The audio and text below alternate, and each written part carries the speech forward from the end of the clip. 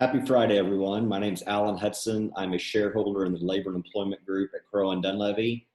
I am tasked with providing the weekly update for employers with respect to new issues, guidance, and regulations with respect to COVID-19 and its impact on the workplace. I'm going to spend a few minutes just going over some guidance that OSHA issued with respect to cloth face coverings, and this guidance was issued last week.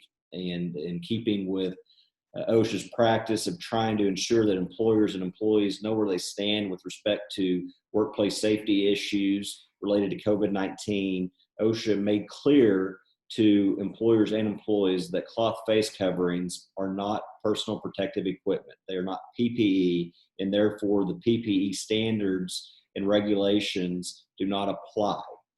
They further made clear that cloth face coverings are not respirators. And again, I think we all believed that that was the case, but OSHA for the first time, again, has articulated that that is their position, and that if your employees are voluntarily or are required to wear cloth face coverings in the workplace, you are not subject to the PPE standards or the respiratory protection standards that OSHA has.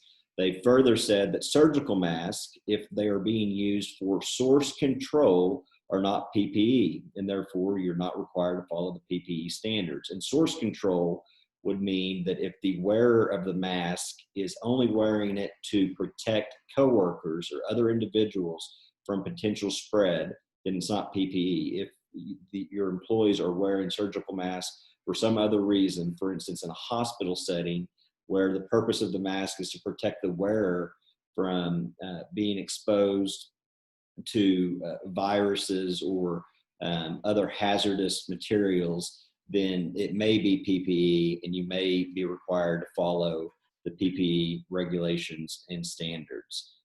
OSHA again came out and recommended that employers require employees to wear face coverings if it is necessary to protect the workforce. And so really what OSHA has required and has stated very early on in this COVID-19 pandemic is that employers do a risk assessment, a hazard assessment of the workplace to determine what engineering and administrative controls can be put in place to protect workers from getting COVID-19. And again, you have a general duty under OSHA's regulations to protect your workers and to eliminate any hazards that are known. And so OSHA has not gone so far as to state that wearing a cloth face covering or surgical mask is required. However, they are very clearly stating that you need to do a hazard assessment.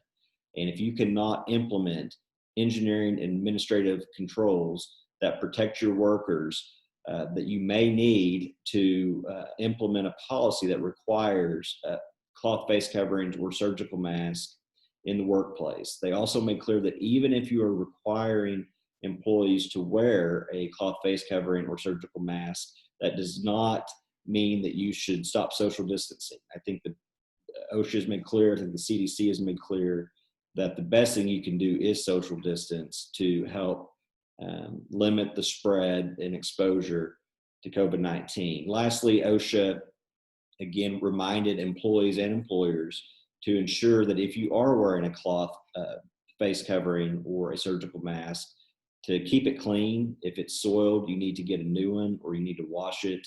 And employees and employers need to be aware that to the extent you are wearing a soiled cloth face covering or surgical mask, that could cause more harm than the good that it does in protecting you from COVID-19.